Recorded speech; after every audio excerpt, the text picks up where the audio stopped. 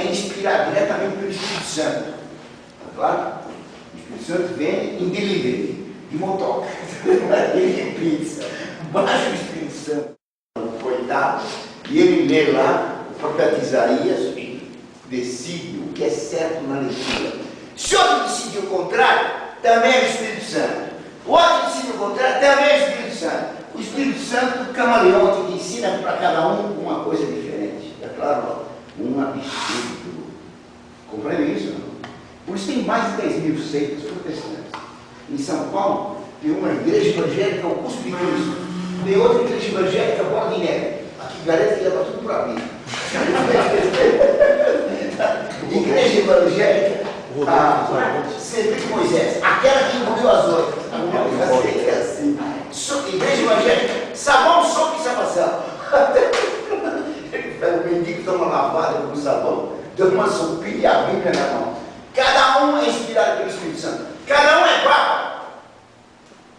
E é o que estou fazendo na igreja católica hoje. Grupos de oração, pondo a Bíblia na mão, se reúnem 4 velhas numa casa, reza um texto, que é ótimo. E depois abre a Bíblia e a dona Maricota lê lá e diz: olha, eu acho tal coisa. E passa a ser a papisa daquela panelinha, daquela marmita de coadas. Está claro? Compreenderam isso? Um absurdo. Colocar a Bíblia na mão do povo ignorante assim, que não sabe ler coisa nenhuma. Imagine, doutor, se eu trouxesse alguns tratados que o senhor tem na medicina e distribuísse para nós, como anestesiar. Então, minha sogra é muito boa. Vamos supor que ela fosse uma. Eu leio o senhor trazer anestesia, pega essa coisa, enfia, pega uma bufa, eu mato minha sogra. Porque eu não entendo nada de medicina. Tem uma terminologia lá que eu não conheço. Está claro, não? O senhor me fala o nome, fala assim, quase uma palavra, mitocôndria. Mas sabe o que é mitocôndria? É um negócio que tem na célula, coisa assim, né? Você entende isso? Imagine! Não estudei nada disso. Em matemática, limite foi o meu limite. Nunca compreendi nada. Então o senhor é igual a mim, soma 1 mais 1 só na calculadora. Como é que é? O senhor é igual a mim, soma 1 mais 1 na calculadora. E o problema difícil é o seguinte: o que é 1? O que é 1? Todos nós sabemos o que é 1? O que é 5? O que é 5? Espero que o senhor me diga. O que é 1? Deus é 1. E fez todas as coisas 1. Uma caneta, um caderno, uma carteira, uma camisa, um moço, tá certo? Um assoalho, um teto, uma lâmpada, uma janela, uma porta, um vidro, um ventilador, tudo é 1. Deus fez tudo 1. 1 é aquilo que não pode ser dividido e que é distinto dos outros. 5 ovos. O que são 5 ovos? Um ovo, mais um ovo, mais um ovo, mais um ovo. O que quer dizer isso? 5 unidades. O que quer dizer isso? O que é 5? É a medida de uns no conjunto. O número é a medida de uns no conjunto. Medida de reflexo de Deus no conjunto. É muito. Pouca gente sabe o que é pouca gente sabe o que é um número. Bem, então, a reforma diz que cada um pega a Bíblia e tem inspiração do Espírito Santo. Se o Espírito Santo baixa em cada um para ler a Bíblia, precisa de papa? Não. Precisa de bispo? Não. Eu tenho o Espírito Santo em casa. Vou sair para tomar uma chuva e me resfriar para ir na igreja ouvir o padre. Se o Espírito Santo vem, apenas eu, pedindo que ele venha, ele me inspira, eu não erro, para que eu vou escutar o sermão do padre? Está claro? Torna-se inútil o clero. Essa ideia, o cara não pode interpretar a Bíblia à vontade, torna o clero completamente inútil. A sociedade medieval, que era assim, clero, nobreza, burguesia, camponeses e artesãos, foi eliminada essa classe. Está claro isso? Quem ficou do primeiro lado? A nobreza. Eliminando o clero, a nobreza subiu para cima. E ficou a espada acima de tudo, e não a sabedoria. Perigo. Lutero fez mais. Lutero tinha medo que o imperador da Alemanha prendesse. Então, vendo que a nobreza era pobre, também não deixa explicar isso, Lutero, para agradar a nobreza, declarou uma segunda ideia. Cada nobre, cada príncipe é chefe da religião nos seus territórios, nas suas terras. O que aconteceu? Ele comprou a nobreza. Os nobres que eram pobres, quando Lutero deu essa ideia, cada príncipe é dono da religião nos seus territórios. Você imagina que o barão de Anápolis, sem dinheiro, tem aquela igreja, tem aquele terreno, aquele convento é uma fazenda, tudo é meu. Ah? Lutero pregou, foi o MST para a nobreza. Pode pegar os bens da igreja, palácio do bispo, abadias, conventos, terras, tudo que era da igreja, era muito, passou a ser dos príncipes. Os nobres, então, apoiaram Lutero contra o clero. Não só Lutero tinha o clero do topo, mas Lutero chamou a nobreza do topo. Então os nobres apoiaram Lutero. Terceiro, Lutero quis mais liberdade moral. Mais liberdade na moral. Então ele permitiu o casamento dos pais, o filho celibato. Ele permitiu o divórcio, permitiu a bigamia. Está claro? Então, tudo que não prestava, apoiou Lutero. Então, disse os livros que a reforma era para reformar a igreja, que o clero estava muito mal. Que o clero estava mal é verdade, prova Lutero, que não vale lição. Mas Lutero não queria reformar o clero, ele queria reformar a doutrina católica e a moral católica, queria reformar o decálogo. Está claro? Isso que ele queria, destruir a religião. Ao mesmo tempo, teve o Renascimento, que os professores todos elogiam. O Renascimento foi o falecimento de muitas coisas boas. O Renascimento que dizia: cada príncipe é chefe da religião e do Estado. Quer dizer, como César. O Renascimento queria voltar à cultura pagã. E queria então que o rei fosse como o imperador romano. Deus, chefe da religião e chefe do governo. Está claro? Então essa ideia do Renascimento é exatamente a mesma que essa aqui de Lutero. Está claro? Compreenderam mesmo? Então o Renascimento apoiou a reforma. A reforma apoiou o Renascimento. Os dois contra o clero. É o príncipe que governa a igreja. É o imperador que nomeia Papa. É o rei que nomeia bispo. Fica claro? Que nomeia abade. Que nomeia todo mundo, vigário e tudo mais. O Renascimento depois era contra a moral católica. Contra a moral cristã pregada por clero. Pela moral pagã. Eles voltassem ao paganismo. Voltar ao paganismo muito duro. Voltar ao paganismo muito duro. Não se imagina o que é o Renascimento. Os livretos aqui falam do Renascimento como sendo uma época de progresso, ciência.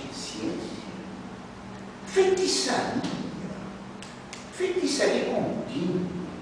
Eles não conhecem o que fazia Avenue Design, o que fazia Leonardo, o que fazia Lazarelli. Feitiçaria. Feitiçaria. Você conhece o quadro Leonardo, a Mona Lisa, não conhece? Conhece? Não. Feia com a burra da Mona Lisa. Claro. Feia com a chuchu de uma roupa, não tem nada. É ele sem a barba. Ele era. Ele era mulher com a barba. Ele era efeminado por doutrina, não por defeito natural, por doutrina. Porque ser gay é ser masculino e feminino, unir os contrários. Deus e diabo. Está claro? A Mona Lisa é feita com feitiço. Daí o encanto que ela produz.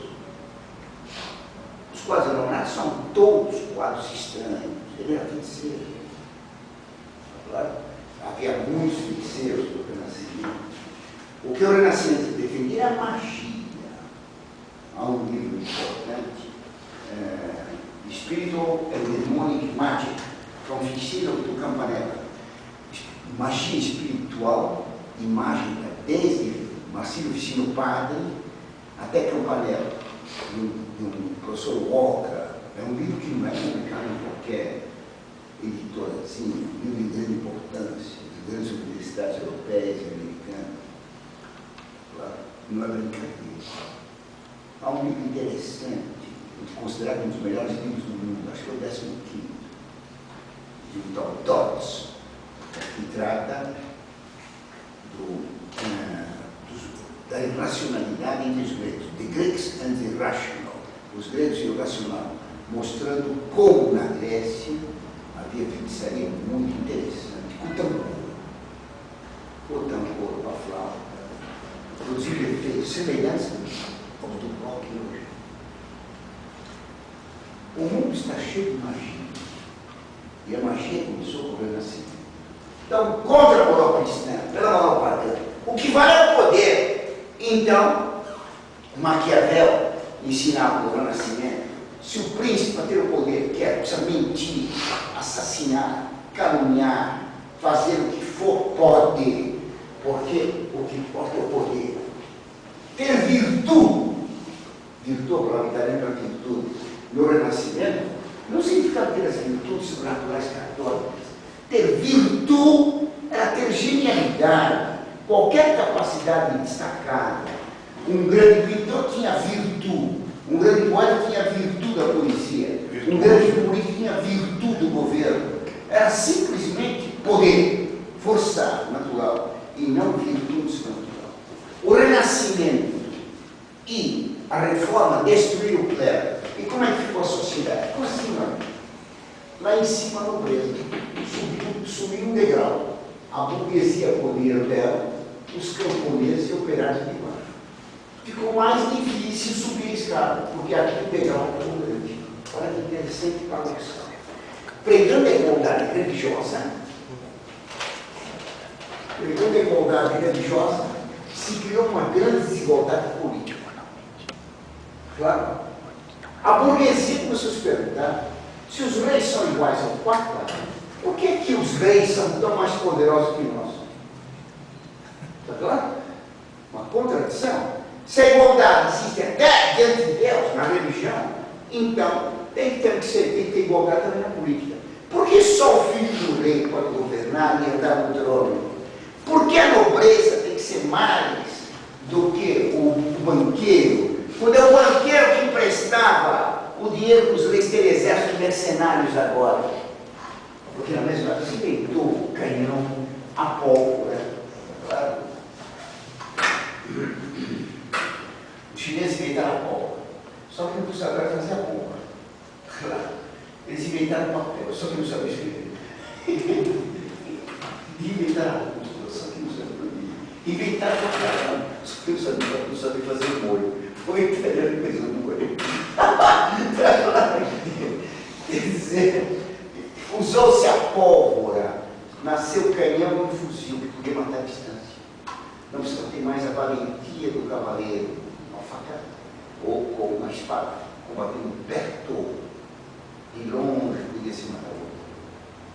Então houve muitos que foram para a guerra. Por Deus surgiu um exército permanente de mercenários. Os reis contrataram exércitos com o dinheiro dos burgueses. Mas os burgueses que sustentavam as cortes dos reis, sustentavam os exércitos dos reis, o exército de funcionários, o exército de soldados. Por que nós não podemos governar se nós sustentamos esse monarca? Se todos são iguais na religião, tem que ter igualdade também na política. Óbvio. Isso levou 200 anos para ser aplicado. Até que em 1789, a Revolução Francesa declarou a igualdade política. Todo mundo pode votar. Até analfabeto. Está claro? O analfabeto vota e tem direito ao voto que nem eu. Está claro? Ele vai decidir se o Brasil fica socialista, liberal, comunista ou democrático. Sem nem saber o que é isso. Sem saber nada disso. E o que é pior? O voto pior no Brasil não é dos analfabetos. O voto pior é dos alfabetizados. Você vai nas escolas, vê que são os professores. São os alfabetizados que são piores que Deus. Os analfabetos, se eles tivessem televisão, não estavam bem. É o pior da televisão. Todo mundo pode votar. Todo mundo pode ser votado. Resultado, subiu o Lula. A felicidade do povo. O Lula, tem um livro do Lula que fala entrevista, publicado no PT. Eu li, na qual ele disse que ele nunca conseguiu ler um livro, ele só consegue ler a entrevista em quadrinhos. Sabe? Num certo momento ele pergunta: o que você acha do Hitler? Eu acho, nós achamos que o Hitler foi um fulano que tem lá seu valor, porque o que ele queria ele conseguiu. Ele queria matar os judeus e matou ele. Está lá declarado. É a felicidade do país. É igualdade. Todo mundo pode governar. Eu não sei, é uma minha gaveta. Eu não tenho capacidade para governar coisa nenhuma. Eu não sei nada. Quem dirige a Monfort lá, eu não escrevo só, dou aula, isso eu sei fazer. Mas quem dirige a Monfort, que organiza, é o Alberto, a Icônix, eu tenho vários lá que cuidam daquele negócio, nem sei lá quem dirige aquilo. Aliás, não tem importância nenhuma Monfort. Tem importância a igreja. Eu não sei nem dirigir nada, não sei organizar coisa nenhuma. Como é que eu iria governar o Brasil? Cara, para governar é preciso ter qualidades especiais. Tá claro? Aqui não. Todo mundo pode governar. Então, a Revolução Francesa, em 1789, ela derrubou a monarquia. Ela guilhotinou os reis. Guilhotinou toda a nobreza. Ela guilhotinou os títulos. Ela queria uma tal igualdade, a Revolução Francesa, que fizeram um decreto contra a desigualdade dos meses. Afinal de contas, por que fevereiro só tem 28 dias? E janeiro 31? Uma injustiça.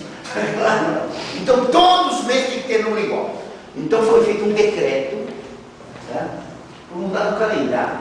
Quem fez foi um ladrão. Poeta. Imagina, até os ladrões eram poetas naquele tempo. Fábio de Glantin, tá? Que roubou até o título de Glantin. Glantin era uma espécie de Oscar para os melhores poetas da França. Ele não ganhou, mas começou a assinar. Fábio do Oscar. Ele não tinha ganho. Fábio de Glantin. Ele fez o decreto. Havia 12 meses e 30 dias. Tudo igual. 30 vezes 12, 360. Sobraram 5 dias. Feriado. Passou a ser 5 feriados no fim do ano. Feriado dos revolucionários. Como os revolucionários usavam esse tipo de calça? E na Revolução Francesa, quem não usasse esse tipo de calça, pantalão, era guilhotinado. Só por usar culotte. Culotte é aquela calça que entra na bota para cavalgar. Quem tinha cavalos era o Volkswagen daquele tempo. Era rico. Então, quem usava culotte era rico, tinha que ser muito. Todo mundo com pantalão. Então, os 5 dias feriados finais eram os dias Saint-Philotique, os dias dos que não tinham cavalos, sabe? Não tinham culottes, não tinham poleiras. Né? Então, tudo igual. Também a semana, ali os meses, não podia ter os nomes que tem. Por exemplo, julho. Julho é um mês que tem um nome em homenagem a Júlio César. Se os nomes são iguais, quem é César? É menos que o Zé, tudo igual. O Zé e o César. Então, troca o nome de mês de julho. Agosto, em homenagem ao imperador Augusto, troca o nome de Augusto. Maio, em homenagem a Deus Maia, falso, então, tira o nome de Maio. Janeiro, em homenagem ao Deus Jano, tira o Deus Jano, tira o Janeiro. Então, troca o nome de todos os meses. Puseram nomes poéticos, o nome das intempéries. O mês ventoso, o mês dos ventos, o mês brumoso, o mês chuvoso. Depois, o mês do frio, frimado, tá claro? O mês dos pratos, preriado, o mês dos frutos, frutidor, termidor, messidor, o mês das messes, tá claro? E os dias da semana. Os dias da semana também são de Deus. Segunda-feira, em francês, lundi, dia da lua, em inglês, Monday, dia da lua. Sábado, Saturday, dia de Saturno. Tá? Sexta-feira, Friday, dia de Fraia, a Deus amém. Troca o nome dos dias. Então, Sabe como é que é o dia? Vai ter a semana, mês de 30 dias, 3 semanas e 10 dias. Primeiro dia, se chama Andi. Segundo, 2 dias, 3 dias, 4 dias, 5 dias, 6 dias, 7 dias, 8 dias, 9 dias, 10 dias, feriado. 9 dias de trabalho de feriado. O povo não gostou. Imagina o funcionalismo público da criança. Bandido! Eles não vão domingo. Fizeram muito vergonha. Quando perguntar por que trocou a semana? Para acabar com o domingo. Quem vestisse no domingo antigo roupa melhor, guilhotina. Não estava respeitando o domingo. Claro. Quando era guilhotina, pegava o vírus. Pega alguém inteiro e dá aqui, desce o fulano com uma corda, com um soldado para alimentar, deita aí no chão na água do poço. Depois desce outro para amontoando, quando chegar assim em cima, põe uma pedra, cimentar, acabou. Ou então cozinhavam as mulheres, assavam, para aproveitar a gordura. Para aproveitar a gordura. Então colocavam-se as mulheres, as gordas em cima, para a gordura escorrendo e recolher-se em tachos que eram vendidos como para comida. Gordura humana. E a pele dos católicos. Eles esfolavam, curtiam e faziam calça para os deputados. Eu vi no Museu de Angers, uma pele humana curtida. A Constituição de 93, conta um livro, a Constituição de 1993, foi encapada com pele humana. O primeiro artigo, todos são iguais de direitos. O da capa tem aquela massa. Claro? Pele humana. A Revolução Francesa foi igual ao nazismo, criminosa. Hoje se defende a Revolução Francesa. Então se fez a igualdade política. Os dias da semana todos iguais. Trocaram o dia de santos. Não há santos, são todos iguais. Então na Revolução Francesa, dia de São Roque, que São Roque, que São Pedro, que São Pedro. Agora vamos festejar outros santos. Segunda-feira, dia da picareta, dia da enxada, dia do sapato, dia do bombeiro, dia do papai, dia da mamãe, dia do funcionário público. Tem que tirar os santos. Igualdade. Compreenderam, não? Sobrou o dia do papai, da mamãe, dia da sogra. Dia da vovó. Então para quê? Para tirar os santos. Para tirar os santos. A Revolução Francesa quis uma igualdade absurda. Ela quis também liberdades políticas. Então, liberdade de religião. Como diz o Vaticano II, certo? Que eu li aqui ontem, padre.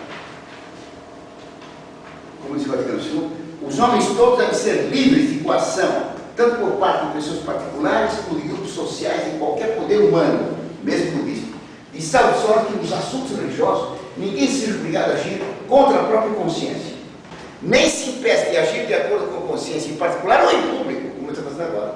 Só o associado, por exemplo, a Montfort, a outra dentro dos limites. Como é que eu repete com a Revolução Francesa, liberdade de religião. Todas as religiões são livres. Os católicos, para mim, eu digo. Les carmélites à la lanterne. Ah, c'est là. Les carmélites ont dépendra. A estudar, uma canção revolucionária. Estudar, as carmelitas não vão pendurar. Mataram quase 1 milhão de católicos. 1 milhão de católicos. Tá? E não havia dizer que a estatística era mataram 800 mil. Tanto faz. A liberdade de religião guilhotinou a religião católica. O catolicismo foi proibido. Porque quando está a liberdade para todas as religiões, a verdade está exposta. Hoje está a liberdade para todas as religiões. O ecumenismo. E por isso um padre que é fiel ao perseguido é chamado de louco pelo próprio Cristo. Agora, como ele disse com o Senhor.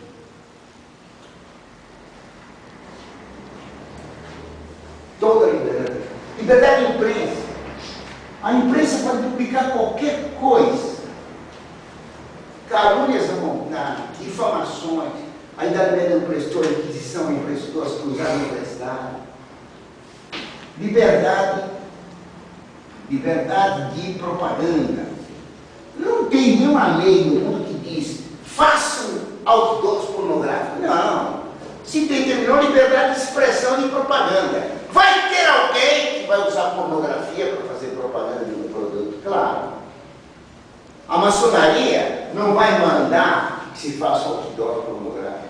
Ela paga a liberdade de expressão. O pecado original faz surgir o pornográfico, vai usar essa liberdade de expressão e propaganda. A liberdade de educação, cada um ensina o que quer. No estado de São Paulo, uma professora, me perdoe fazer alusão, que ensinava inglês só usando pornografia. E convidava os alunos para sentar no colo dela, abraçar, etc. O governador demitiu. Ela recorreu com base na liberdade de método educativo. Ganhou, foi reiterado. Estou falando de ponto delicado. O governador é Covas, em São Paulo. Socialista, do MR8, comunista. Liberdade de religião, de propaganda, liberdade de ensino, liberdade de etc. Principalmente etc. É proibido proibir. O Vaticano II, João XXIII, declarou no discurso inaugural: nesse concílio a Igreja não usará de condenações. Se a Igreja deixou de condenar e considerou todas as religiões permitidas em meios de salvação, o Vaticano II declarou que condenar seria contra a caridade. Não se condena nada. Vai produzir a Revolução de 68, é proibido proibir. Claro. Então hoje o professor não pode pôr um aluno fora de classe, não pode reprovar ninguém. Todo mundo é igual. A Revolução Francesa fez na política o que Lutero tinha feito na religião. E agora a sociedade, tirando a nobreza, quem foi o primeiro lugar? Por exemplo, a burguesia, o dinheiro. Subiram 2 degraus. Aqui nós temos a sociedade atual. Camponês e artesão. E a escala ficou mais difícil. Isso até um degrau. A sociedade atual é ricos e pobres. Hoje em dia se diz que há 3 classes. A classe alta, a classe média e a classe baixa. Todo mundo é da média. Nunca encontrei ninguém que diga sou da baixa. O único abaixo que tem sapateiro na Bahia. É igual isso, não precisa de migração tremenda. Parece que ele dá um beijo. Bem, eu sou da baixa classe, meu pai é operário, graças a Deus. E então, é uma honra ser operário. Como é uma honra ser professor, é uma honra ser comerciante. Cada um tem honra. Deus nos Senhor nos deu honra a todos. Então, agora é impossível. Qual é o argumento do PT, do Partido Comunista? Tem desigualdade demais, precisa combater as desigualdades. É o Lula que diz. O Lula só repete. Precisa combater as desigualdades. É impossível progredir. Qual é a solução do Lula e do PT? Tira esse cara! Aí sim ninguém sobe mais. Se com degrau mesmo para subir, tira da escada, já ninguém chega no último andar. É um absurdo, entendeu, filho? Um absurdo. Então, da Revolução Francesa vai vir outra revolução. Porque o dinheiro tem poder. Porque quem tem dinheiro é inteligente, é sábio, é artista. Sarney é senador, né? É Sarney. Dizem que ele é dono do Maranhão, mas é senador do Amapá. O Sarney é membro da Academia de Letras. Imortal. Que desgraça do Brasil. Ele é doutor Plínio, 2 imortais. Colegas imortais. Doutor. Esse aí não morre nem com anestesia. Então, o Sarney é poesia. Eu nunca vi um livro dele, tá louco, perder tempo comprar. Vou contar de segunda mão, mas os versos dele de segunda mão, de primeira ou de 15ª mão, são sempre na contramão. O Estado de São Paulo publicou os versinhos dele que diz: eu vou só citar um pedaço, não vou citar o final. Vampiro, como é que é? Vampiro gigantesco atacaram em açúcar. Vocês reparem a beleza do ritmo e das rimas da poesia. Vampiros gigantescos atacaram em açúcar feito de rendas roxas e flores amarelas. Bom, tem continuação que eu não sei.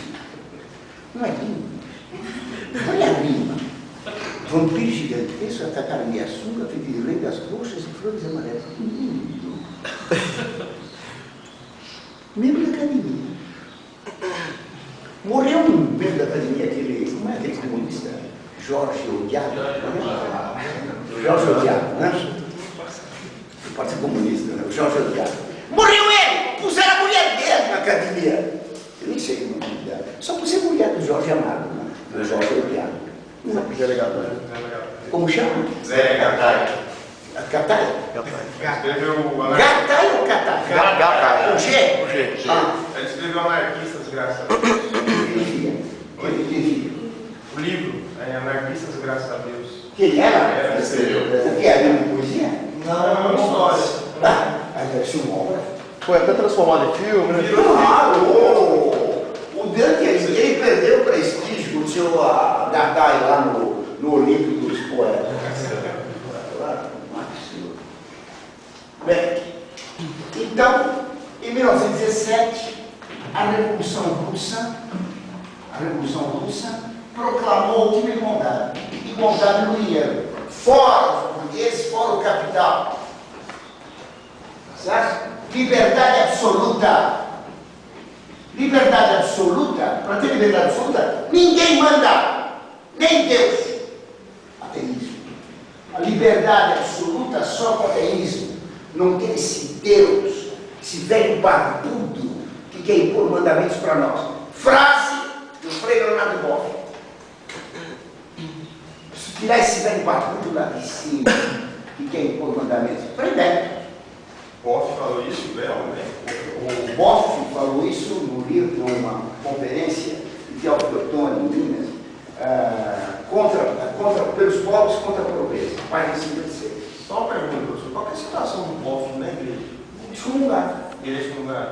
E o Frei Beto? Ou também, são comunistas. Todos os dois são excomungados. Nossa, qualquer pessoa que apoia o comunismo de qualquer maneira, Não, eu sei. Mas oficialmente quem defende qualquer heresia está excomungado automaticamente, é isso eu falo. Ah, mas não se fala de excomungado. Esse é outro problema. Esse é outro problema. Eles são heréticos. eu realmente não sabia disso. O Frei Boff é apóstata. Ele largou a religião, se casou, né? Mas o casamento pós-moderno, né? Pós-moderno. Você é católica brasileira? Hã? Católica brasileira juntou essa massa. Não, é um casamento pós-moderno. Você está usando a palavra antiga. Ela era casada, tinha 6 filhos. Já era secretária dele, quando ele estava no convento, ele ia, claro, ele ia para a secretária, para Cuba, junto com ela. Mas diz ele que o marido sabia. Então, tudo bem. Quer dizer, ele é apóstata, ele é herege, está excomungado. Podem falar o que quiser. Aquele que defende uma heresia explícita está fora da igreja. Se eu chamo Deus de mentiroso, a igreja mentirosa, eu estou fora da igreja. Negar um dogma, a pessoa está fora da igreja. Eles não aceitam o Papa, não aceitam Nossa Senhora, não aceitam nada. Por que o Frei Beto usa essa denominação até hoje de Frei? Para enganar. Para enganar. Só para enganar. Por isso que eu chamo ele de semifreio. Por que semifreio? Por quê? Ele tem 3 votos: obediência, pobreza e castidade. Ele diz que vive da renda dos livros dele. É um voto de pobreza original, né? Aliás, o Frei Boff morava num apartamento de cobertura no lugar do Rio. Onde ele entrou isso com o voto de pobreza franciscano. Então, o Frei Beto tem voto de pobreza e vive de renda. Fez voto de obediência e é comunista e contra toda a autoridade. Não quer obedecer ninguém. E tem o voto de castidade, mas diz que a castidade dele é uma castidade erótica. A castidade que é? Erótica. Que ele gosta do budismo tipo Italanã, não sei quem é essa aí. Não faz nada.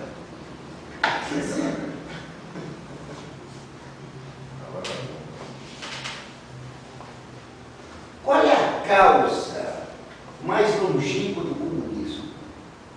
A reforma. A reforma é a avó do comunismo. Quem é a mãe do comunismo? A Revolução Francesa. Claro. Se desaparecessem todos os comunistas e se não tivesse o protestantismo, daqui a 400 anos ia nascer comunismo. Claro. É a Revolução Francesa que produz a Revolução Russa. Os Estados Unidos, a Revolução Russa e Americana. Os Estados Unidos que financiaram o Lenin para fazer a Revolução Comunista. Como lembra Nova York? Foram os Estados Unidos que deram 300 milhões para o Lenin quando ele tomou o poder. Todas as nações morreram por Lenin, menos o presidente Wilson, que deu 300 milhões para o Lenin, 3 milhões de dólares, para matar os que não eram comunistas na Rússia. Foram os Estados Unidos que deram 11 bilhões de dólares para a Rússia na Segunda Guerra Mundial. São os Estados Unidos que sempre sustentaram a Rússia. São os presidentes americanos, direitistas e esquerdistas, que sustentam o comunismo e trabalham para o comunismo na América Latina. O presidente Kennedy, católico. Judas era católico, não era? O presidente Kennedy fez o desenvolvimento, não me lembro a campanha dele, só dava dinheiro para os países da América Latina que fizessem reformas socialistas, reformas grandes, aí igualmente. São eles que financiam todas essas igrejolas protestantes por aí, para destruir o catolicismo e espalhar o protestantismo, que vai trazer o liberalismo e o comunismo. A reforma é mãe da Revolução Francesa, que é mãe da Revolução Russa. É uma doença em 3 etapas. Tá certo? Resfriado, gripe e pneumonia. Tá certo? Qual é o vírus? A igualdade. Igualdade política e igualdade econômica. Um traz a outra. Aceitei a igualdade, acho que não quis. A prova que isso é verdade é que já na Revolução Francesa, na Reforma Protestante, enquanto Lutero estava vivo, 6 anos depois, 1523, ele começou em 17, em 23, o padre Thomas Müntzer, discípulo de Lutero, pregou o comunismo, pregou o amor livre, fundou o MST alemão, em 1523, e Calvino pregou isso aqui. Os padres não tem papa nem bispo, só padres eleitos, presbíteros. Então, o Calvino já fez a Revolução Francesa, ele matou mais gente em Genebra em proporção que a Revolução Francesa. Calvino. Porque a igualdade leva a isso, a violência. A igualdade exige a violência.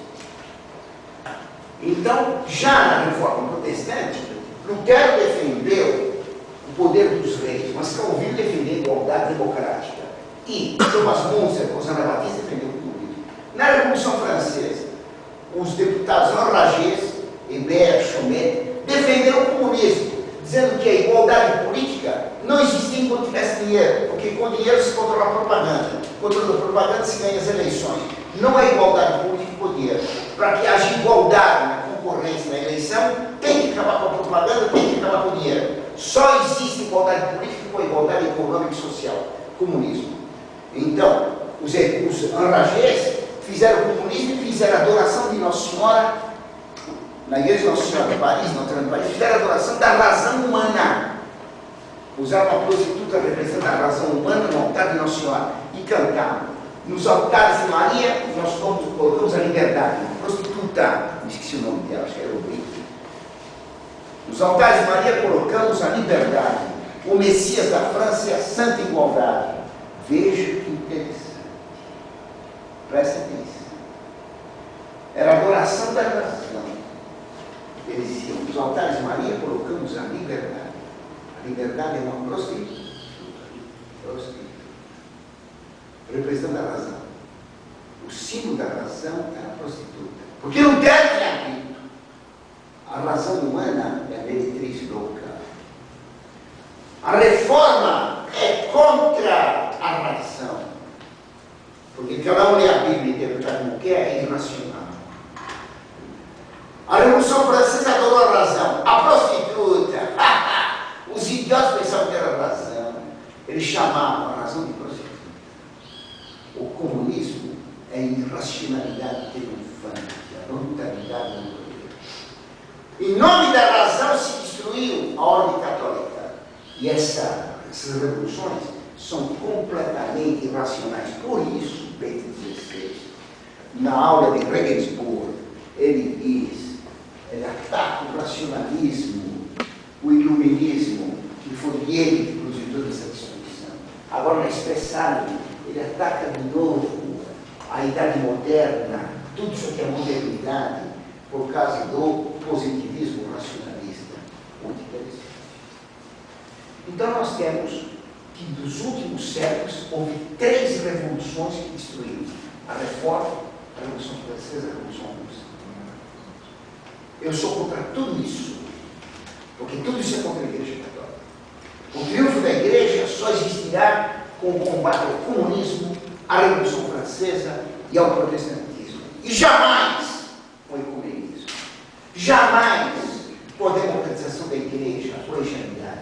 Jamais com o Pacto de Metz, que João XXIII mandou assinar de acordo com o governo soviético em 1962, prometendo que a Igreja não condenaria o revolucionismo, nem o marxismo, nem o comunismo, nem a União Soviética, coisa que Nossa Senhora fez em campo. Tudo bem aqui? Vamos acontecer isso.